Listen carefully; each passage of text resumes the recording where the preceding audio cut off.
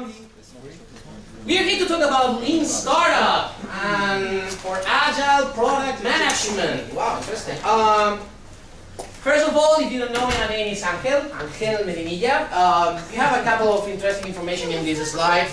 The first one is my email. Please feel free to email me with and ask me for any references or any resources that I use in this presentation, because I'm going to give you quite some. And then there's this mashup page, projectalis.com, Projectalis is my company, /en/Angel Medinilla, and you have links to everything there.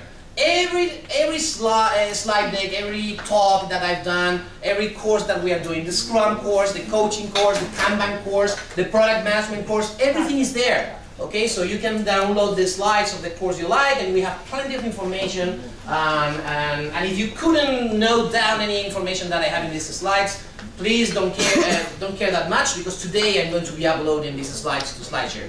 You also have links to videos, all of speeches that I have in different conferences, a newsletter, my books, the blog, LinkedIn, sketch notes, Twitter, whatever. You can find it there. Okay, so projectalis.com /en/Medinilla. There's all that information there. A couple of things about me. I wrote a book, Agile Management. I am part of the Management 3.0 community. I'm a licensed trainer and I'm a happy Meli stakeholder. I taught in a lot of conferences. I used to say around Europe, but this year I went to the United States to a Scrum gathering in Las Vegas, so now I'm like worldwide domination. But besides my work as a public speaker, which is what really gives me the kicks, I'm a stage junkie. I love yelling at people in rooms. But besides this, I work with a lot of companies implementing Agile methods and Agile frameworks, also all around, especially Europe. Some big companies you've heard of, some small, medium enterprises, especially in Spain where I'm from, but I work in Sweden, Finland, Germany, Deutschland, Belgium, I don't know. I have clients all over around Europe. So when I talk about the things I'm doing, it's not, oh, I read this book, oh, I read this article, oh, I wrote this clever idea that I had while I was having a shower this morning. This is actual stuff I'm doing with real teams in the trenches, okay? So please keep that in mind. My pleasure. That's me and that's my background. Those were my vanity slides. So 45 minutes in order to talk about Lean Startup and how do we apply that to product management. I used to do this material in a 5-day course, okay? And I managed to bring it down to an 8-hour seminar in Barcelona in January this year. And now I'm forced to do something in like 45 minutes or 50 minutes. Oh gosh. So I usually have this decision to be made. I can have one thing that I can tell you in 45 minutes or 50 minutes and go into some detail, or I can give you a lot of ideas. And then you have to research them later, because I can't go deeply into each one of those ideas. I usually prefer the second, so please bear that in mind. If you say, yeah, but I would have like if you go deeper into the idea of validation boards or Lean analytics or whatever, bear in mind that I'm trying to give you many clues of things that you can research on later. So let's go. Why did I start researching Lean Startup in order to have Agile product management? Well, I had this feeling that in many times we have teams that are so happy because, hey, we're doing Agile and we're doing Scrum and XP and Kanban and BDD and TDD and a lot of DDs. But many times, sometimes people are like, wait, but there are some black holes. There are things that Agile doesn't tell us. There are things that people are, yeah, we are supposed to do this, but Agile, Scrum, Kanban, BDD, TDD, XDD, whatever, they don't tell us how to do this. For example, how do we lead self-organizing teams? It's like herding cats. Okay, everyone is like self-organizing and doing whatever, and how do I manage that, and how do I lead that? Agile doesn't tell us how to do that. You are supposed to be doing that. How do we self-organize in a way that doesn't destroy the company in the path? Okay, this is a fear that many people in management have. But if I tell them to self-organize, they're going to kill the company. So how do we self-organize? We are supposed to collaborate with our customers and with our clients. Yeah, for sure. I'm going to introduce you to some of my clients. You tell me, how do I collaborate with those bastards? Okay. So you are supposed to collaborate with your customer, but Agile doesn't tell you how to do that on Earth. And you have to change the system and challenge the status quo. And how do you do that? This is the most the most frequent question in all the trainings we do. It's like, yeah, I love this stuff, but how do I change my company? How do I make my team love it? How do I introduce? And Agile doesn't tell you how to do it. We have to look somewhere else. And the same happens with product management. Okay, Scrum tells you to build this product backlog where all the features of the product are listed and prioritized and estimated if you are not a non-estimates guy. But how do you do that? How do you create a backlog? Where does it come from? Some people might think, oh, that's a product owner's role. The product owner must think of the product, and he has to gather some information, and he comes with this idea of the product you need. That's the visionary myth. But of course, if you think and you research, you will find out that in Agile we are fleeing for a model that was called the master surgeon model, okay, where you have one guy that is very talented and he's a rock star and he's a very good developer, and then you have some minions around him that will help him. And we said, no, that's not the way to do things. You have to have self-organizing, cross-functional teams where everyone is contributing to the code. But when it comes to the product, oh, we have a visionary. One master surgeon that has the idea of, I know what the market needs. Okay, these kind of people, they are not the rule. They are the exception to the rule. Usually, these visionaries, or they have been lucky in the past, or they are going to be lucky, or not. Okay, maybe they are lucky for 10 years having ideas, and then they will destroy the company in the next couple of years. This visionary idea is not.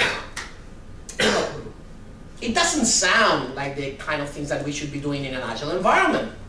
So what do we do? Jeff Patton, for example, which is the man if you are into product management, product ownership, okay? If you don't know that man, you should be researching him right after this talk. He has this neat tool, for example, the user storyboard, okay? The user story mapping. And he has this presentation, I think I had the link, but you can Google for why product owner is a stupid idea. Wow, this is tough. He says, this idea of one guy having the product in his head and trying to codify that product into a backlog, into a list of features in order to have them made by the team, this is a stupid idea. And I'm going to give you some insights on why this is a stupid idea. I sometimes do this exercise. What's wrong with product ownership and product management in your company? And I get plenty of answers. Okay, you can think on your own. Jeff Patton also many times say, we are focusing on having more productive teams, more efficient teams, more talented teams, and what we are getting is double the shit, double fast. But still, we are producing products that nobody wants. Like, for example, this one. Okay, maybe the engineers that created this product are the most talented Agile engineers in the world. Who cares? Because nobody wants that product. Or for example, you can have a very, very Agile team designing the magnificent watermelon transporter. And who cares? Because this company is going bankrupt as soon as the product hits the market. Because nobody wants that. And still we're Agile. Yay, we are Agile. Or for example, you can have this very, very, very wrong product. Okay? This is a tray for your steering wheel. Okay? This is a very American thing. Okay? So you can use your laptop or eat your meal with your steering wheel. Okay, fantastic, very good idea. Or you can have deeply wrong products, like, I don't know, let me think. Clippy, the office assistant, died 2004. Maybe the software team that created Clippy was the most Agile team ever, we don't know. But who cares, because the product was wrong. And probably they had a product owner codifying all the features of the Clippy feature of the Clippy software, and then what happened? Everybody hated it. And maybe they spent 2 years creating this nifty piece of software that says, hey, it seems like you're writing a letter. Do you need some help? Oh, fantastic, this is gonna blow people's mind. And then you crash the market and you create a $100 million crater. Okay, so you spend a lot of money into a product that nobody wants. So, I was looking for some different way of doing things. Instead of having this clever guy trying to figure out what the market needs, I bumped into this idea about lean startup. You probably know this guy, Eric Ries. There are a couple of interesting things about him. The first is that everyone that reads the book says Eric Rice, because the R-E-S-E, you should expect that to be pronounced rice. But Americans are different kind of people, different breed, and he decided that he's not Eric Rice, he's Eric Ries. So you have to say Eric Ries. The second interesting thing about this guy is that he seems like the lost brother of Seth Rogen. Seth Rogen, if you don't know him, is an actor famous for movies like Zack and Miri Makes a Porno, The Green Hornet, Gilbert Reap, or This Is the End. Wow! Separated at birth. Amazing. Okay. He's so similar. Okay. I am not going to explain Lean Startup. I think that you have plenty of resources. How many of you have heard about this Lean Startup thing and has reading about? Yeah, many of you. But in order to give you some background, Eric Ries, when he was at the college and the university, he met this guy, Steve Blank, and he bumped into this idea of customer development that is very well written, explained in this book, The 4 Steps to Epiphany. It's a tough book. It's kind of tough of reading, but the idea is that this guy says, I have used a lot of different sources in order to create a model that he calls customer development process. And in the customer development process, they say, before you start building a factory in order to buy chocolate-covered cheese, oh, this idea I had that nobody's doing chocolate-covered cheese. I'm so innovative. Stop the machines. Before you buy the facilities and buy the machines and create the logistics, before that, run a process of customer discovery and customer validation. Try to figure out who are the clients for chocolate-covered cheese. Find them, talk to them, create an experiment, buy some cheese, buy some chocolate, dip the cheese in the chocolate, make them taste it. And maybe they'll say, this is the most stupid thing since someone put fish into a coffee. I don't know. And they say, it wasn't that good idea. And then you start pivoting. Pivot being maintaining part of your business, like, okay, I want to do something covered in chocolate, but maybe not cheese. You change one part of the equation, and you keep on testing until you find something that someone says, tasty, I like it.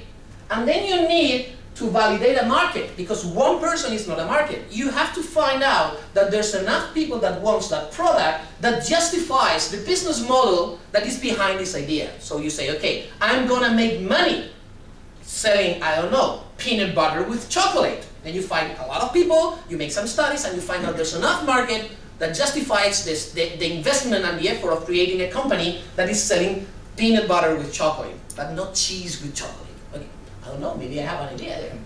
I should be running a customer discovery, customer validation process.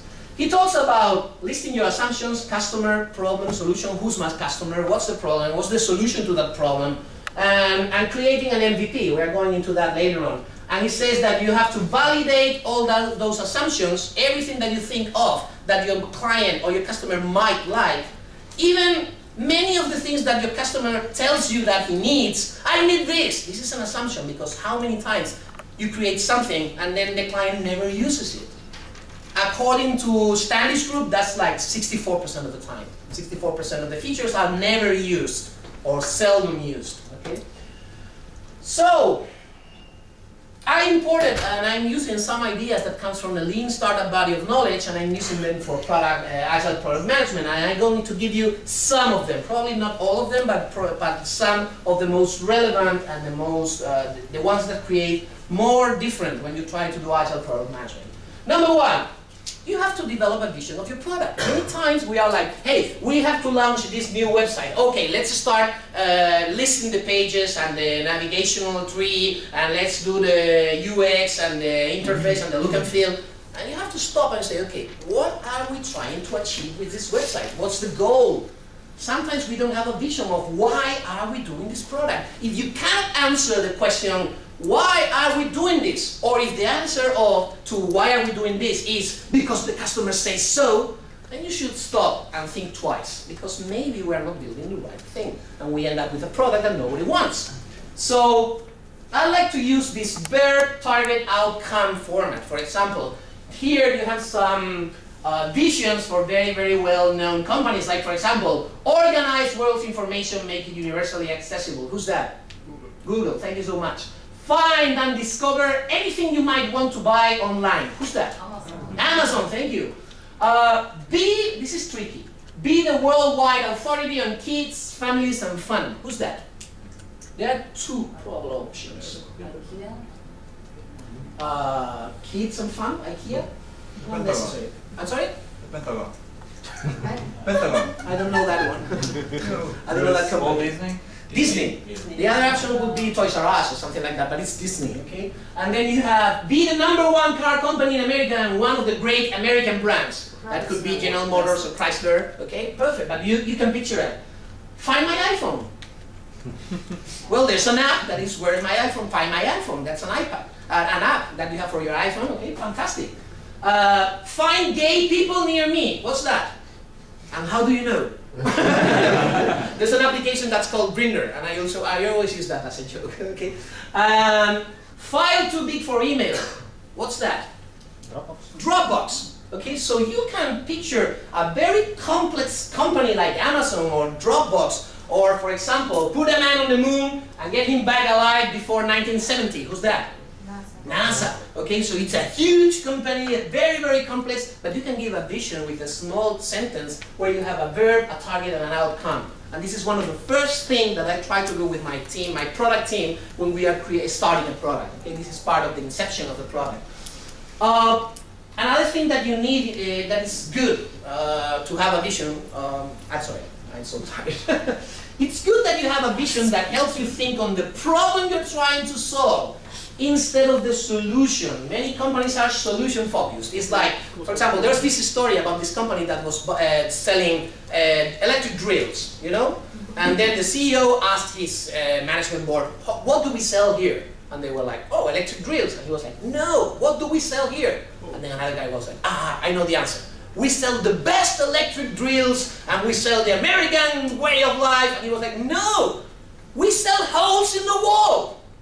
Because the problem that my client has is to do a hole in the wall and hang something. If we find a better way of doing that than drilling the wall, like for example these stickies that they sell now in order to put I don't know, pictures and frames in the board, then we should be doing that. If you think too much solution, it's like we are hammers and everything we see around are nails. And when we need some screws, instead of using a screwdriver, we nail the screw into the wood, because we are hammers. No, you have to think in the problem you're trying to solve. There's also this story about the Americans designing a pen that could write in space with no gravity. So they decided this $1 million project to develop an ink gel that could write even when you were facing up or facing down in no gravity. The Russians used a pencil. It's not about creating better pens. It's about the problem of writing. You have to solve that, okay? So again, instead of creating a huge amount of features, try to think about what's the problem that we're trying to solve for the customers. Idea number two that I imported from the Lean Startup body of knowledge. Show me the money! Where's the money? I'm sorry, I need some water. Many times we are like, let's build a new website, let's build a wiki, let's build a blah, blah, blah, blah, whatever stupid thing. No sparkling, no. Still water. But show me the money. What's the business case? Where's the money behind this idea? Oh, no, there's no money. We do it because it's cool. Okay, maybe we are in presence of a bad idea. Bad idea TM, okay? Show me the money. Where's the money? There's this neat book that is called Business Model Generation Canvas with this idea. There's also another thing which is basically copying this and changing a couple of names, which is somehow cheeky. And it's about creating a small diagram, very, very easy, couple of pages, where you say, okay, this is the product we are creating, this is how we develop value for our customers, this is how we are going to how we are going to manage the relationship with our customer, this is the channel that we are going to reach our customer, this is our customer. And maybe we'll have different segments and we can find different kind of user personas and customers. And then here are the costs, here are the revenue streams, these are the partnerships that we need, the key activities, the key resources that we need. Okay, so you should be filling this, a couple of pages, not more, not this business plan. Business plan is a stupid idea. This is what we are going to be selling in 5 years' time. Bullshit! Who believes that? No, what I want you to explain is what's the business model behind this idea. I have this idea about selling burgers. Yeah, but what's the business model? Are you renting the burgers? Are you selling the burgers? It's a drive-through, it's a family restaurant, it's a chain, it's a franchise. Tell me more about the business model. How many of you have tried to fill a lean canvas or business model generation canvas? Easy, right? Easy? No. No! Damn difficult, because you have this idea, oh, I have an idea. It's Spotify in your car. This is gonna be huge. Okay, give me the business model. And it's so difficult, because, okay, what's the revenue stream? How much money are you going to make with that? I don't know. What's the cost? I don't know. Well, you need to research better before you start building your product. Okay, so show me the money. At least show me that you have cared about the idea of the money. We will prove that assumptions later. Okay? Even before going that deep, the first thing you should have is a customer problem solution statement, which resembles a lot a user story. As a blah blah blah blah blah, I want blah blah blah blah blah in order to, or so I can, blah blah blah blah blah blah. As a customer, I would want a solution in order to, or so I can, solve this problem. A user story is a form of customer problem solution statement. And this is the first thing that you should be developing with your team in order to start a project. You could then extend that into the elevator pitch. You know this idea about the elevator pitch? You get into an elevator and then Bill Gates walks in. Or for example, Steve Jobs walks in. And then you get the hell out of there because that's a ghost, because he's dead, I'm sorry. But Steve Jobs or Bill Gates come into the elevator and you have like 30 seconds to go to say, hey Bill, how are you doing? You know what? I have this idea for a business, I want to tell you. And he's like, I want to go out of there. And you have 30 seconds to get him interested and say, tell me more about that idea. Okay? Like for example, hey Bill, I have this idea. Let's create a huge data center in North Korea and store all world's porn there. So the FBI and the CIA can't get their hands there. No? Let's create the next mega blowout in North Korea. Oh, I want to hear more about that. It's a good idea. So you can't have the CIA going there and raiding the whole place down. And remember that even though we name this the customer problem solution statement, it's not a statement. It's an assumption until you prove it. And you prove it when someone gives you money for your product. Because many times customers will say, oh, I would buy that. And you say, oh, that's great. Can you please sign a check for me right now? And they are like, oh, but I forgot my pen in my room. I'm so sorry. And there's no, he's not buying it. If he's buying it, ask him for some currency. Currency could be money or could be attention. Please read this, or read this book, or take this brochure and write me back. And if he does, that's currency, because his time is also currency. If you get some currency for someone, that's a validation. If you only get sympathy, that's someone being nice to you, and that's not a market. Okay, so remember that those activities, costs, revenue streams are assumptions, and you need to prove them. One of them, the customer assumption, is one of the most important, and many times we forget about that. We talk about the user. Oh, the user this, and the user that, and the user whatever, but we have many types of users and many kinds of users for a product, and we should try to understand them all. It's not the same, the system administrator, that the person that is introducing data into the system, or the person that is extracting information from the system. They are three different types of users. And trying to please them all at the same time is a recipe for mediocre products. You have to understand the mind of those. Yesterday in Angel's session about system designs in order to hack the culture, one of the things we did was user personas. We tried to figure out who this person is, what are the interests, what's the empathy map, what he loves, what he hates, what he feels, what he sees, what he hears. You have to understand that person, and you have to develop a user persona. This is a very good practice. Roman Pichler is someone that has been doing some work on product ownership in the Agile community. I don't like that much, many of the things he's doing, but one of the nice things he's doing is the vision statement or the product vision board. He has this board for product managers, product owners, where they say, who's our target group, what's the needs of this target group, what are the solutions that we are creating for that problem, and what's the value that we are delivering. And he creates one lane for every kind of user, client, customer, stakeholder that we have in our product. And that helps us understand what we are trying to build. That puts us in the problem space instead of the solution space. I'm going to build a hammer. No. Let's try to understand the problem that we're trying to solve. Who's the customer? What's the problem? Okay? We have to have everyone in problem space, not in solution space. Agile teams, they are usually in solution space. This is the problem backlog, this is what I have to build. A hammer. Why? I don't care. They ask for a hammer, I build a hammer. Okay? And we don't want that.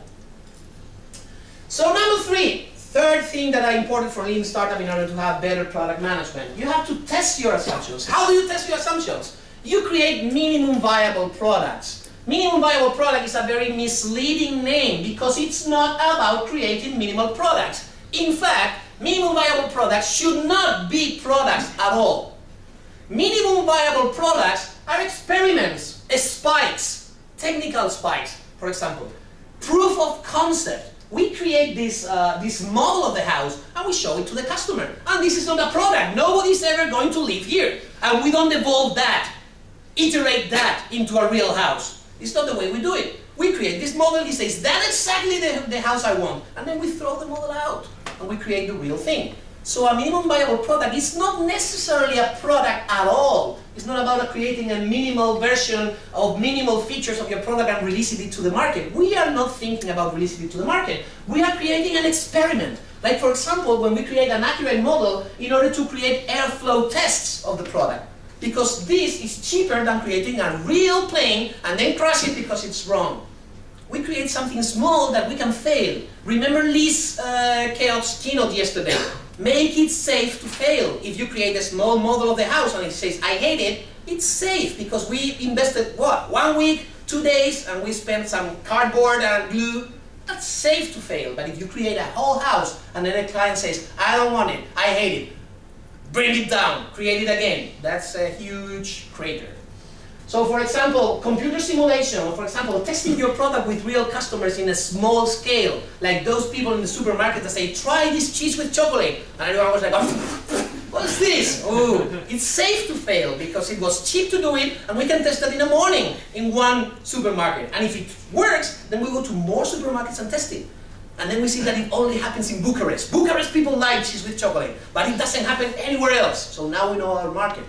Okay? Make it easy to fail, make small experiments that you can do in a small scale, and the idea is get validated learning. We have an assumption, we go, test, and in a very short time we get some real learning of what real customers like or want. For example, in TV, they do this pilot episode, like in Pulp Fiction. You remember Uma Thurman?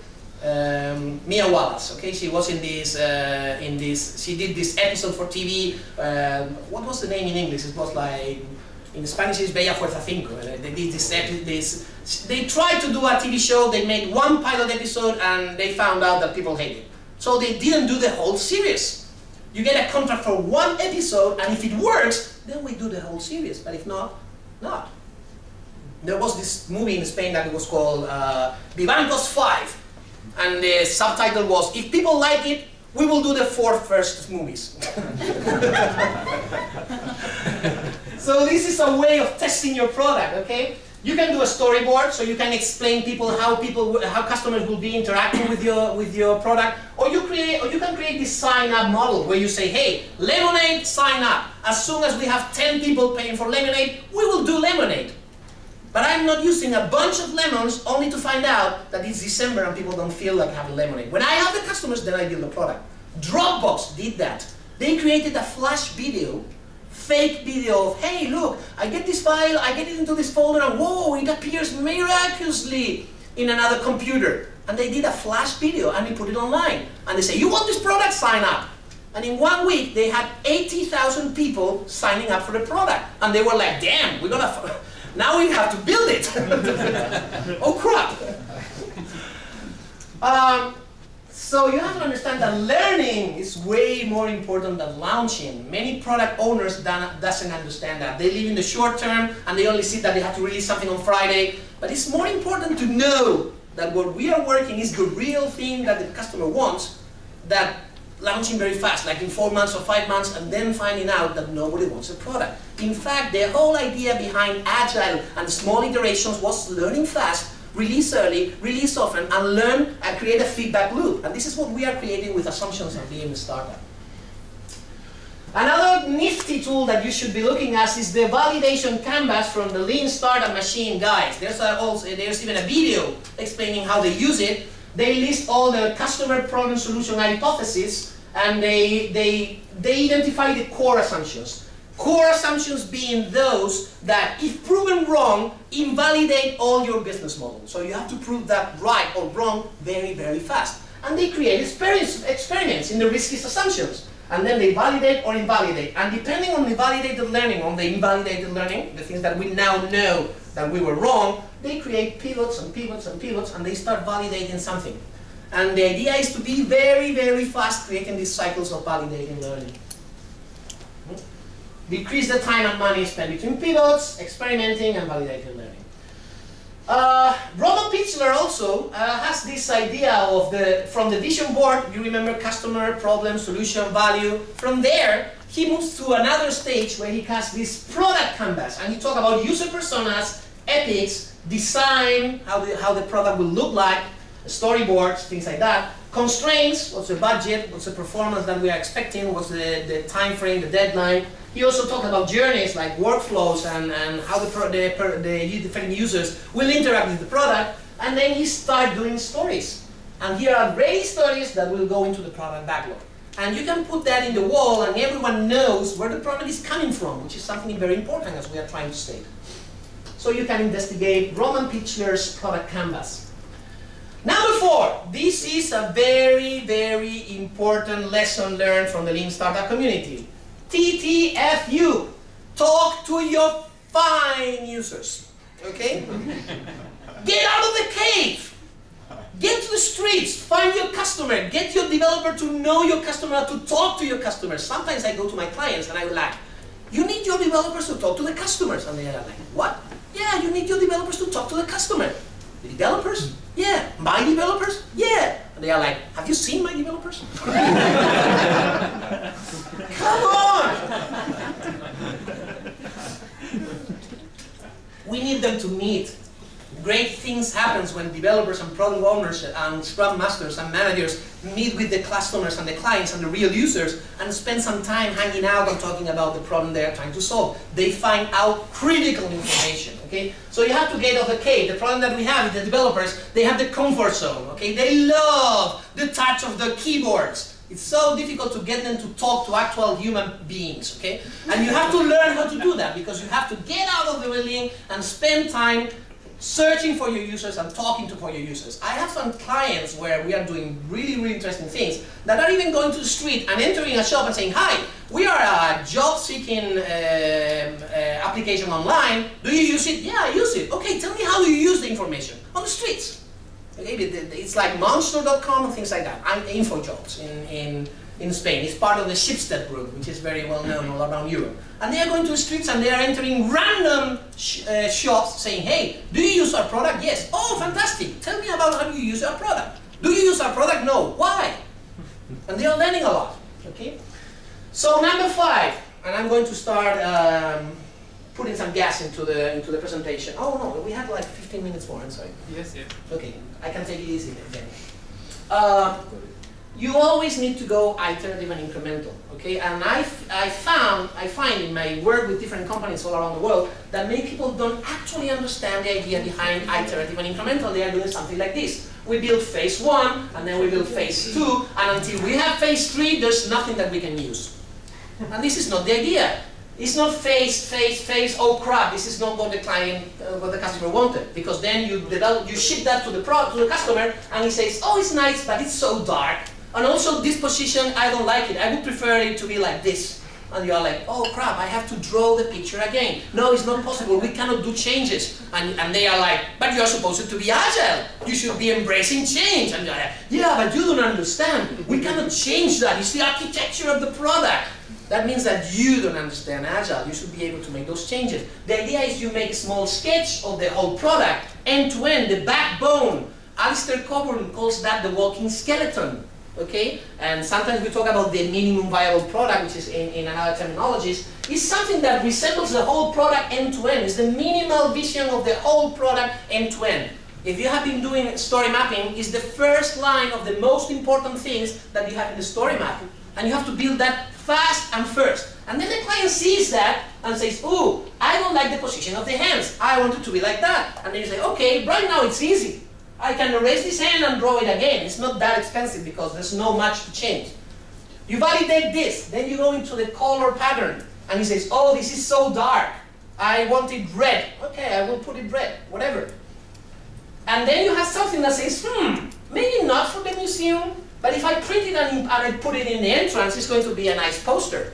So we can see that we are working in the Joconda project, whatever. And then you have something that you can make user groups, and you can make focus groups, and understand how the people love the product or not, and still it's easy to change the color. And then you move to the full detailed version. Sometimes you find a psychopath. And the psychopath says here yes, and says here yes, and here says no, I don't like it, you have to change the hand, and you have to change the color. Yeah, that people exist. But in that case, you have the same situation that here. And if you have like 20%, 25% of psychopaths, 75% of the time you find people that are reasonable and will say, oh, I want to change the position, oh, I want to change the color, so it's much better. By the way, the usual percentage of real psychopaths in human population is 2% to 4%. If you have more than that in your company or in your customers, you have to change something. If most of your colleagues are psychopaths, you have to talk to human resources and say, dude, how are you selecting people?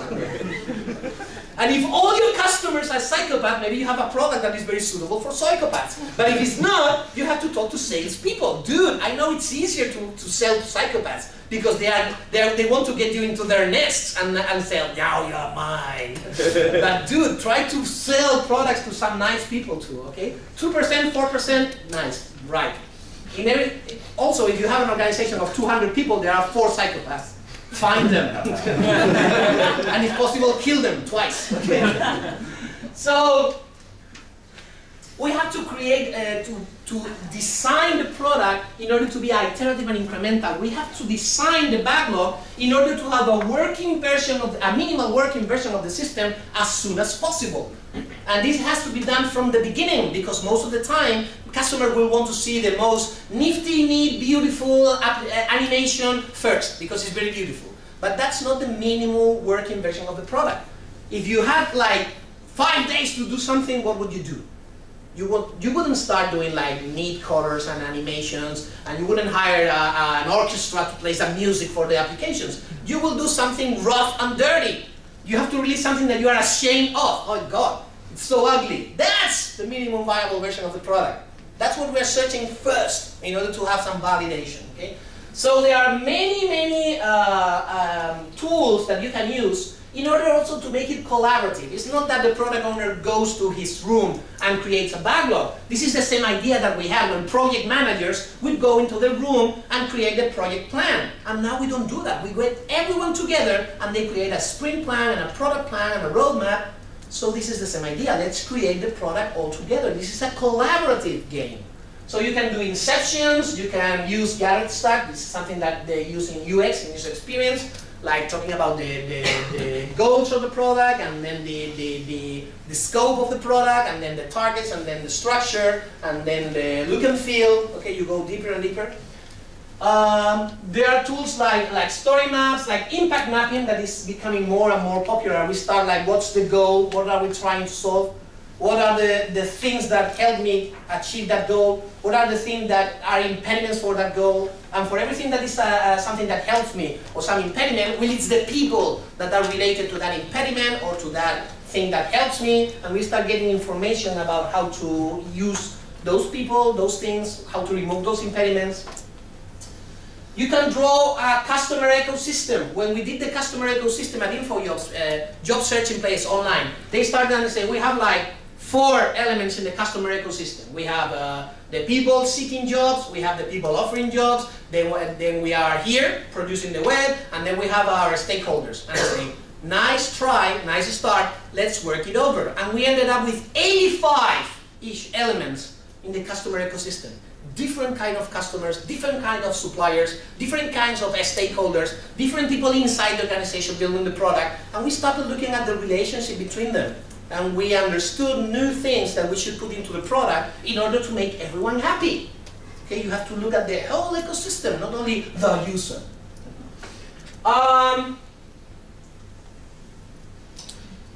You also must understand that Agile is not for Scrum Norris. Have you seen this page about Scrum Norris and jokes about Scrum Norris that says, Scrum Norris does the burn down with napalm, okay? Or Scrum Norris has the whole product implemented on product planning. Things like that. No, well, Agile is not for Scrum Norris kind of people, working on their own, working solo. Okay, this is a collaborative game, and this is not something that for the product owner. Product owner does everything. No, that's why Jeff Patton says product owner is a stupid idea. Product ownership is about getting all people together and then making them collaborate. As in the same way that we don't have the Scrum Master doing the whole product and codifying the whole product and developing the whole product. The work of the Scrum Master is getting everyone together and creating synergy. And that's the work of the product owner, but in the product space.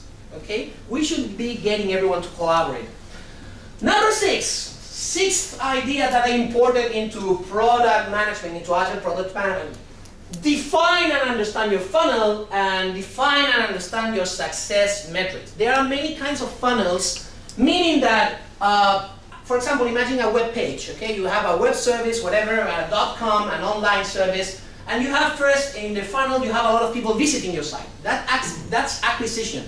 I get people to come to my site, and they see the site. And then from those people, there are some people that will say, oh, interesting, and they will start browsing pages, and they will start reading information. They might even create an account. That's activation. But those are not all the clients. Maybe there's a small percentage of the clients, the people coming to the site, the visitors, that will create an account or maybe interact with the system. Then we have retention. People that are, in fact, coming back. They create an account and they are coming back and coming back and coming back. So there are fewer people that are coming to our site, creating an account and coming back. And from those, fewer will create referrals. Will say other people, hey, join this service. It's cool. And will enhance your virality. And then there's even smaller number that will pay for the service. So you have to understand this funnel, and you have to understand the percentages, and you have to decide strategically, where are you right now? Are you trying to create a huge amount of users? Are you creating your user base? Because if you are creating your user base, you are investing in the product, and you shouldn't care that much about creating revenue at the beginning. Revenue will follow later on. But if you already have a user base and you need to monetize those customers, then you should focus on revenue. And your success metrics depends on what's your stress right now. What do you want to stress right now in your funnel? For example, if you are trying to create a user base and create more customers, you should be focusing on acquisition cost. You should be focusing on channel efficiency. For example, how many users are coming through AdWords, how many users are coming through paid advertising and TV campaigns. You should be looking at the efficiency of different campaigns, and you should be enhancing those metrics with your features. The next thing that we create this week should be something that push these metrics further and create more user base. If we define strategically that right now the important thing is to create a bigger user base. But for example, if you are working on retention, if you want people to come back, you should be looking at churn. Like for some people that drop the product and never use it anymore. What's the churn rate? And you should be creating features that improve the churn rate, reduce the churn rate. You should create features that improve the time between visits and reduce the time between visits. You should be doing cohort analysis, you should be understanding the user lifetime and things like that. And if you are looking at revenue, and right now what you're trying to do is monetize a user base, then you should be looking at average revenue per user, lifetime value, and you should be focusing on prioritizing features that improve these metrics. Okay? So depending on the strategy of the product, which is something that product ownership should be about it, understanding what's your strategy in the market right now. It's not about releasing and then I forget about it. I have to manage that product. Someone told me this morning, many people ask me, when do we stop developing a product? The same question would be, when do we stop the company? Never. We go on and go on and go on until we decide that the product is over and we kill it. But you should be managing your product far beyond release. Okay? So you have to understand your funnel, you have to define your funnel, and you have to work with your funnel. In fact, You can build goals and metrics into your customer problem solution statement. You could be doing something like, we assume that this kind of customers has this kind of problem or need that can be solved through this kind of solution. And then you add, we will know that we are right because this is what we assume. We don't know. But we will know that we are right, that this is a good solution when we see that this quantitative metric moves this way, or this qualitative metric moves that other way, which will contribute to this key performance indicator, like for example, lifetime value, average revenue per user, customer acquisition cost. We define which are our key performance indicators, and every feature we're building, we should be asking, where's the money? How is this feature helping me to move my company further and create more value? How are we impacting our key metrics in the funnel? Oh, no, this is only something that the CEO asked for. Okay, go to the CEO and ask him to build a business model for this thing he asked for. Because we have limited amount of resources, and we should be making the best use of those resources. And this is a way to enforce that policy. Let me give you an example. Quicken Brokerage. How many of you know this service? This is a money managing service that they have in the United States. It's very popular. And they had this login page, and they found that the biggest drop in the funnel was from signing in to selecting the account type. It was confusing. People started signing in the sign-in process, and they dropped the sign-in process because the sign-in process was confusing. In fact, they created these analyses, and they saw that 45% of the people registered, 56% of the people signed in, whatever that means, and they saw that here there was a 45% of drop rate in the registration process. That's bad. 70% of the people dropped because they couldn't remind their password and they couldn't go through the recovery password process. And 20% of the people dropped when they tried to change the password and they couldn't make the change. Okay, so they built metrics into the product. There are some very neat products. Probably the most well-known is KISS metrics. Okay, if you are doing Google Analytics, you are doing it wrong. Okay, Google Analytics is especially for vanity metrics, but KISS metrics is a nice product. You need some knowledge and some coding knowledge in order to create KISS metrics into your product. I'm talking about web here, but they found out these numbers. So they created this assumption that a new user experience improved registration process will help move those metrics. So we created this process because there was an assumption behind, and they saw that yes, when we released the new design, there was a 37% improvement in the conversion rate. Conversion rate being from acquisition to revenue, what's the percentage of people that goes the whole funnel down. So this is the way you should be prioritizing your features.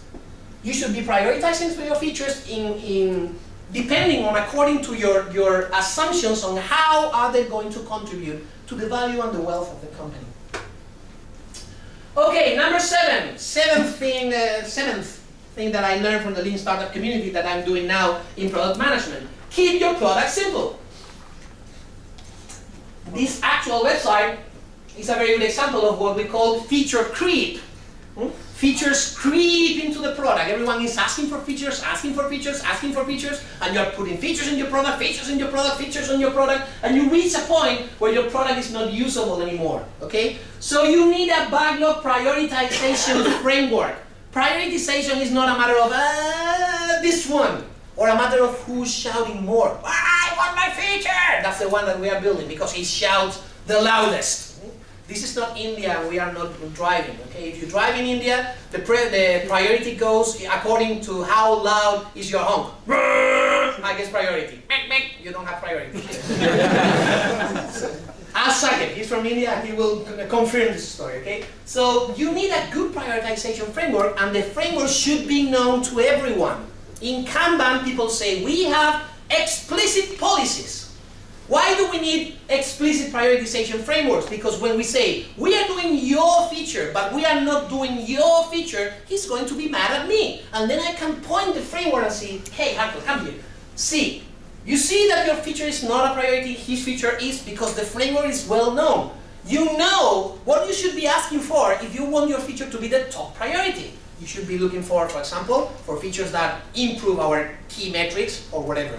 There are some frameworks that I can point you to. I cannot go into detail, but for example, the Canon model. This is very, very popular between user experience people. Canon says that there are 3 types of features. There are the basics, the one-dimensionals, and the delighters. Basics are like the minimum things you need in order for the product to work. Then there are the one-dimensionals. The one-dimensionals are the more, the better. Okay, so the more one-dimensionals that you put into the product, the better. And then there are delighters. Delighters are not necessary, but they are sexy. When you put those things into your product, you are like, oh, nice. Nobody needs an acropovic exhaust in his motorbike, but they are sexy. It's like, oh, rah, rah, ooh. Nobody needs to go that fast as to need 3 extra horsepower in a machine that has 200 horsepower. Okay, nobody is that good out of the fast track and the world championship. But we like to buy very, very expensive exhausts because they're so good. So that's a delighter. Sometimes you have to build delighters to your product. So this is a way of prioritizing features. You can ask for return of investment. How much do I want to invest in this feature? How much revenue I'm going to get from it? You can analyze cost of delay, cost versus opportunity. You can do goal scoring. What's our goal right now? Getting more customers. Then we list all the features and we try to see how those features help to achieve this goal. And then we maximize and prioritize the ones that gives us more options to reach our goal. This is another way of prioritizing. You can analyze risk versus benefit, importance versus satisfaction. How satisfied is my client with his current solution? Very satisfied. Well, then this is not very important. He's very dissatisfied with the current solution. Okay, so our solution could be this feature if it's for something some problem that the client has, and the client right now is really, really angry at it. Then maybe we should prioritize this feature. Okay, so you have to define one framework that can be a mixture of these ideas. You can research them later, but you need some framework. Also, the backlog should be a funnel, not a stack. People put things into the backlog, and once they get into the backlog, they never come back. I've seen things that have been living in a backlog for 3 years, 4 years, and you're like, dude, we are never building that. Oh yeah, but someone asked for it 3 years ago. So we keep it there, and then the backlog is not manageable. You need to kill features of the backlog, and you have to move them to something that is called the never list. Very popularly has this idea of having a list of never. Let me get that feature, and you put it in a list that is called never. We are never building this. Okay, if you are lucky and someday I feel like generous, I might get some of the never features and put them into the backlog. But right now it's never. We are not building that. Because you put a feature in the backlog, and people have that idea that it will be created somewhere over time. And something that was asked for 3 years ago, and we managed to live without it, it's not important. And maybe we don't need that anymore. Okay, so you have to trim the backlog. You have to get things out of the backlog frequently. That's why you need backlog grooming, another thing that you should be researching. Backlog grooming and backlog trimming. Okay, you have to trim the backlog, and you have to groom the backlog, and you have to keep the backlog small. The things that we are going to build in the next 3 months, 4 months, 6 months, whatever makes sense to your industry, your market, and your technology. But not 5 years worth of backlog. I meet some clients and I ask them, okay, how many features do you have in your backlog? And they are 300. And I'm like, okay. How many features you build a year? And they're like, oh, 50, 60, 65. And I'm like, okay, so you have features for what? 3 years, 4 years? And they are like, yes. And I'm like, does it make sense? No, but this is the way things are in this company. Come on, we are Agilists here. We have to change that. Another thing that I like is the idea of the killer feature day. This comes from 37 Signals, Jason Fried. He has this very, very nice book that is called Rework. Very nice lecture, very nice pictures and drawing and sketches, and very good ideas for people living in agile companies. And he talks about this idea of keeping the product simple and with a small set of features so it's usable. And they find that they start creating features and it gets bigger and bigger and bigger, and when they feel like the product is too big to be simple, they call for a killer feature day. And they kill a feature. They select the feature that they feel that creates less sense right now, and they kill it. And they usually find out that 2% of the people will complain. Hey, you killed that feature. For me, it's a killer feature. I need it. And they say, we don't care.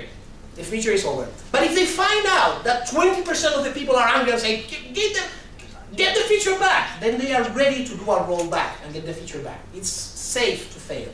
They assume that when they kill a feature, they might lose 2% of the user base. But they feel that it's more important that the 98% that is remaining gets a better product and a more usable, more friendly product. So this is another thing that you could implement. Yeah, 5 minutes. Yeah, I got the sign for your friend. Thank you so much. For example, this is Yoni, Apple Senior VP Designer, talking about the iPad, and he says, in many ways, it's the things that are not there that we are most proud of. Because when you create this product and you have all the technology of the world at your hands, it's very easy to say, let's put a radio in it, and a VCR, and a DVD player. And you're like, no. We have to keep it simple, because if not, we are going to create a monster that nobody wants to use, okay? Like, for example, when Homer Simpson created that car, the Homer, do you remember that Simpsons episode? He creates a car with a lot of features, and then he kills the company. Okay. So I'm going to do a final wrap-up. Thank you guys for the 5 minutes. I'm nailing it. The final wrap-up will be, first, try to develop a product vision. Try to have everyone understand what are we building, why are we building that. Remember, verb, target, outcome. Think about problem that the client has, not the solution that we're building. Then show me the money, create a business model, list your assumptions. Let me understand how are we going to profit, how are we going to create value, how are we going to create customers, for example, with this product, feature, backlog, whatever set you're talking about. Number 3, test those assumptions, especially your core assumptions. Who are your customers? What's the problem that they have? Is it really a problem? What's the solution? Are they eager to pay for that solution? Are they wanting to buy this service? We have to test that before we actually build the product. So we do MVPs, we do tests, we do experiments. So an advice that I give you is that you should be building some space in your backlog, in your sprint backlog, for example. You should build some space to create MVPs. Maybe 10% of the team capacity should be devoted to create new experiments. Experiments probably will not be a releasable product at the very first moment, but they are created validated learning that can lead us to new successful products. You should spare some capacity in order to do tests and experiments. Number 4, talk to your fine users. Okay? Get out of your comfort zone, get out of the cave, and talk to real, actual customers and users. And this is everyone, not only the product owner. Everyone in the company should be taking calls. Okay? If you join Zappos, for example, the well-known American company selling 1 billion gross merchandise sales online, selling shoes and other things, and one of the better customer service in the world. If you join Zappos, the first 2 weeks, the first month, you will be handling customer calls. If you are the VP of Zappos, the VP of Finance, your first 2 weeks, you will be getting customer calls, and you will be understanding what people complain about, what people are happy about, what do they want, what's the problem, what do they value, and then you can do whatever else in Zappos. But the first thing that you do in Zappos is talking to actual customers. We should be doing that more often. Then 5, always go iterative and incremental, meaning that you should have a running, end-to-end, ugly, shameful version of the system as soon as possible, so we can test that this is actually the functionality that the customer is asking for. And then we evolve that. Jeff Patton says, it's not iterative if you don't do it twice. If you do things only once, it's not iterative. You have to iterate. So homepage, you do it once, and twice, and 3 times. And Alistair Coburn says, Agile is less efficient than waterfall. Agile is not efficient, because we do things once, and twice, and 3 times. And coders are like, dude, tell me exactly what you want, so I can do it only once. And they're right. If you can tell them exactly what to build, and they build it only once, that's more effective. The problem we've known is that we don't know exactly what to build. We have to learn. And in order to do that, we have to do it once, and twice, and 3 times, and that's how it's supposed to be. When I hear a coder say, no, I only want to do things once, I'm like, I'm gonna kill you twice. I'm gonna kill you, I'm gonna resurrect you, and then I'm going to kill you again. So you understand it, okay? So iterative and incremental is about getting small, end-to-end, rusty, ugly, shameful version of the system as soon as possible, okay? Remember that the product definition, the inception, the story maps, the Garrett stack, the Cannonball, the prioritization, everything is collaborative. It's not about one guy, okay? Then, number 6, define a funnel and understand the funnel. Have a strategy and define the success metrics, the key metrics, and keep your product simple. I think that I missed, what's the, here. Prioritize your backlog. Have a framework to prioritize your backlog. Okay? So, SAM-SPAM. I think in October, first week, second week-ish, there's the Agile Spain conference, and in that conference I'm going to run a one-day seminar on Agile product management where we are going to go into much detail of those things. We are going to run a lot of games. Half of the time, 50% of the time is experiments and games and exercises, so you better understand all the things that I have talked about. If you are Spanish friendly, you can come. If you are not Spanish friendly and you're coming, I will do the seminar in English. Screw the Spaniards. Let them learn some English. And if not, I can always come to your country and create a seminar and we can run some games and have some fun together. Okay, so that was it. Thank you very much.